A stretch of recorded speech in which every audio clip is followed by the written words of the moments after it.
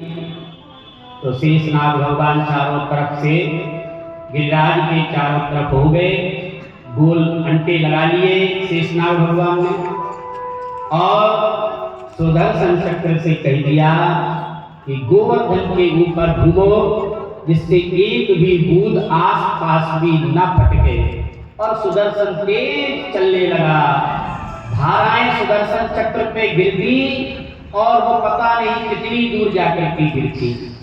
फिर भी जो जल आता ब्रज में तो अगस्त ऋषि को कह दिया कि महाराज आपको भोजन कराया था जानकी जी ने पिछले अवतार में, तो वहां तो आपका भोजन से हमने पेट भर दिया, लेकिन हम आपको जल नहीं पिला पाए थे, इसलिए अब आप आ जाओ और पेट भर के जल पी लो।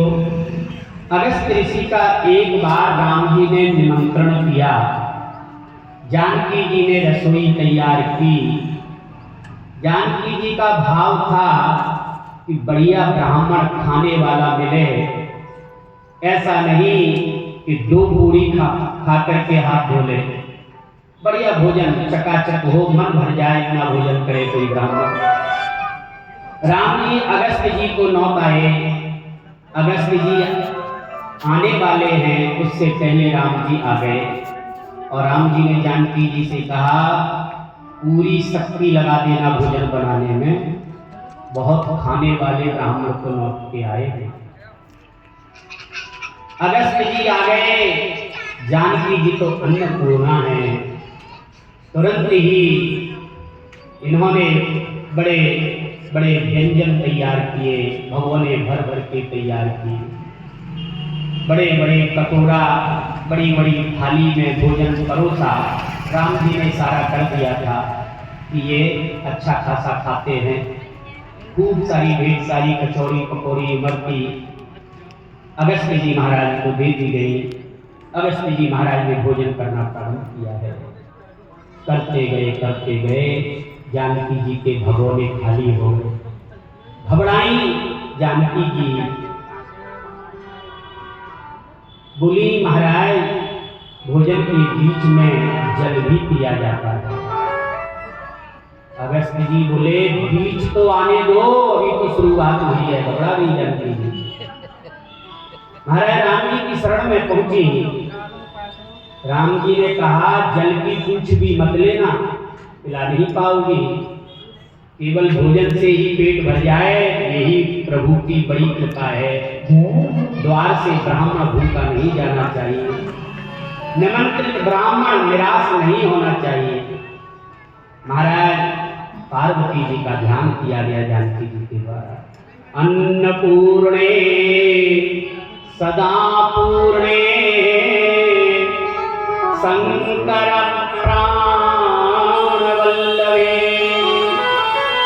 अन्नपूर्णा मैया पार्वती जी आई, तुरंत ही बहुत बड़ी बड़ी रसोई तैयार हुई और महाराज अगस्त जी का फिर आचमन कर लिया, पानी नहीं पिया। भोजन करने के बाद सिर्फ आचमन किया, हाथ धोए और राम जी ने प्रार्थना की महाराज अवसर जब भी आएगा पानी से भी आपका पेट भर देंगे। आज वह अवसर आ गया है, शांभर तक मेघों के द्वारा प्रलय में जो जल की बरसात होती है ऐसी बरसात हो रही है। महाराज अगस्त ऋषि ने अपनी दोनों हाथों की अंजलि बना करके पीना प्रारंभ कर दिया। उदित अगस्त पंथ जल सोखा, बरसात के बाद में अगस्त तारा उदय होता है और बरसात में बरसा हुआ समस्त जल उस तारे के उदय होने पर सूख जाता है, खेत ज्योति के लायक हो जाते हैं, सारा जल धीरे धीरे सूख जाता है। हमारे भारतवर्ष में बड़े बड़े ऋषि हैं, एक ऋषि हैं जिनका नाम है जन्नू ऋषि। जब राजा भगीरथ जी गंगा जी लेके आए थे तो रास्ते में जन्नू ऋषि तपस्या करते मिल गए गंगा जी को। झोंपड़ी थी गंगा जी ने, पूरी झोंपड़ी जन्नू ऋषि की बहा करके ले चली गई। जन्नू ऋषि ने माला फेर रहे थे तो देखा अरे गंगा जी तो हमारी झोंपड़ी बहाए ले जा रही हैं। जल्दी से गए, अंजलि लगाई और पूरी गंगा जी को गटक गए। और भगीरथ जी आगे पीछे मुड़ करके देखा, धूल उड़ रही है, गंगा जी कहाँ गई? वहां जन्नू ऋषि तपस्या करते मिले। महाराज गंगा जी को देखा क्या? बोले हाँ। बोले कहाँ है? बोले हमारे पेट में है। अरे महाराज, उन्हें तो हम अपने पूर्वजों के उद्धार के लिए ला रहे थे। हमारे 60,000 पूर्वज सगर पुत्र, उनकी राख पड़ी हुई है, भस्म हुए हैं कपिल भगवान के श्राप से, उनके उद्धार के लिए हम लेके जा रहे थे महाराज। तब जन्नू ऋषि ने अपने द्वारा पुनः गंगा जी को प्रकट किया। इसलिए गंगा जी विष्णुपति भी हैं, भगवान के चरण से निकली हुई भी हैं, और इनका दूसरा नाम जन्नू ऋषि की पुत्री के नाम से भी विख्यात है। नाम पड़ा जाह्नवी। जन्नू ऋषि के द्वारा गंगा जी उत्पन्न हुई थी। बोली जाह्नवी मैया की जय। आज ब्रज में यह सारी व्यवस्था भगवान ने कर दी है। अथा भगवान गोपान हेमवतात ब्रजो कसः यथोपजो संधिसतो गिरिगर्तं सबोधना। गिरिराज जी के नीचे केवल भूख वाले ही नहीं, अपितु जितने भी जीव जंतु थे ब्रज में, गाय बछड़े इत्यादि सभी गिरिराज के नीचे खड़े हुए हैं। और कितने दिन तक खड़े रहे? बोले 7 दिन तक। 7 वर्ष के कन्हैया ने 7 कोस के गिरिराज को 7 दिन अपने बाएं हाथ पर धारण किया है। अब कोई कहते हैं कि बाएं हाथ की उंगली पर, शुंगली उंगली पर भगवान ने गोवर्धन को धारण किया। और हमारी ब्रजवासी कथा में और भी आगे निकल गए।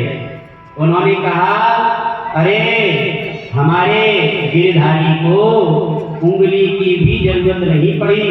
तो बोले उन्होंने तो उंगली के नाखून पर ही, चुंगली उंगली का जो नाखून होता है, उस उंगली पर ही गोवर्धन को धारण किया। और कुछ कहते हैं महाराज कन्हैया तो केवल उंगली लगाए थे, हमारी राधा रानी ने गोवर्धन को धारण किया है। जब 7 दिन हो गए, गोप वाले ब्रजवासी कहने लगे, कन्हैया देखो, हम तो अपनी लाठी डंडा कंधा हटा लेते हैं एक एक करके, और जल भी पी लेते हैं, भोजन भी कर लेते हैं। आपने 7 दिन तक अपनी ये उंगली हटाई नहीं है। भूख प्यास लगी होगी, हम सब लोग लगे हैं, आप जल पी लो, भोजन कर लो, जलपान कर लो। कन्हैया बोले, तो जब तक हम जलपान करें तब तक क्या गिरिराज साधे रहोगे? बोले लो, अरे कैसी बात कर रहे हो तुम? क्या ये सोचो कि तुम्हारी छुंगो उंगली में ही पूरा गिरिराज रखा है? हम सब माटी के मटुकरा बने अपने अपने कंधे, अपने अपने डंडे ऐसे ही लगाए हैं क्या? बोले हाँ, हम सबसे ही गोवर्धन उठाए, तो फिर हम हटाएं अपनी उंगली? बोले अरे हटा दो। भगवान ने जरा सी उंगली ढीली की, जरा सी, जानते थे भगवान। उतने में तो महाराज समस्त ब्रजवासियों के गंगा और जो लाठी थे सब चकाचक हो गए। समस्त ब्रजवासी चिल्ला दिए, कन्हैया कन्हैया, अरे संभालो संभालो संभालो। समस्त ब्रजवासी एक दूसरे की तरफ देखने लगे, कहने लगे, अरे अभी तो अपने लाठी डंडे हटाए और कंधे हटाए, तो सब लाठी और डंडे टूट गए, और कहीं कंधे और लगाए रहते महाराज तो कंधे की जो हड्डियां हैं ये चकनाचूर हो जाता है। हम तो समझे थे कि हम सभी मिलकर के गोवर्धन को उठाए हैं, लेकिन ये तो भैया हम कोई नहीं उठाए, अकेला हमारा 7 वर्ष का कन्हैया छोटी सी उम्र में इतने बड़े गोवर्धन को उठाए हैं। ब्रजवासियों का भाव है, कछु माखन को बल बड़ो, कछु गोपन करी सहाय, श्री राधे जी की कृपा ते गिरिवर लियो उठाओ। मथुरापुरी में जब भगवान पहुंचे और ससुराल में गालियां देने का रिवाज है, मिथिलापुर की नारियां भगवान को गालियां देते हुए कह रही हैं, आज की बात कहा सजनी, मंडप तन प्रगट्यो अचरज भारी। बोले क्या अचरज प्रकट हुआ? बोले अचरज ये प्रकट हुआ कि गालियां देना तो चाहती थी अवध के राजा को, लेकिन क्या हुआ? बोले राम का रूप निहार गई। जैसे भगवान राम जी के रूप को देखा तो मिथिलेश की जो कुमारियां हैं, जो नारियां हैं, वो सब कुछ शुद्ध भूल गई। राम के रूप निहार गई और देन लगी मिथिलेश कुंवारी। अब देश के नाम को भूल गई और देन लगी मिथिलेश कुंवारी। मिथिलेश माने राजा जनक जी और अवधेश माने राजा दशरथ जी।